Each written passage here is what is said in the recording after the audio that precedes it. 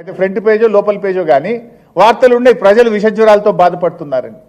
ఇలా ప్రభుత్వ ఆసుపత్రుల్లో మందులు లేవు భాయ్ సాబ్. లాస్ట్కి పోతే ఉస్మానియా ఆసుపత్రి ప్రాంగణంలో 3 ప్రైవేట్ మెడికల్ షాపుల్లో విపరీతంగా ప్రజలు ఇలా మందులు కొనుక్కునేటువంటి పరిస్థితి. గాంధీ ఆసుపత్రిలో ఏ మెడిసిన్స్, సింపుల్ మెడిసిన్స్, క్లోరోమోజల్, నాక్ 40 mg, గ్లైకోమెట్,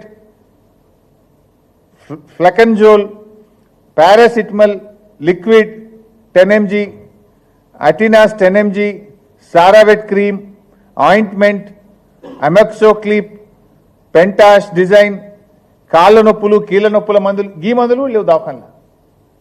అసలు మందు ప్రభుత్వ ఆసుపత్రుల్లో మందులే లేవు, బయటకు రాసే పరిస్థితి వచ్చింది. మీరు రివ్యూ చేయాల్సింది ఏంది? ప్రజల ఆరోగ్యం కంటే ముఖ్యమైనది ఏంటిది? ఇలా ఎక్కడ చూసినా రాష్ట్రంలో పూర్తిగా పారిశుద్ధ్యం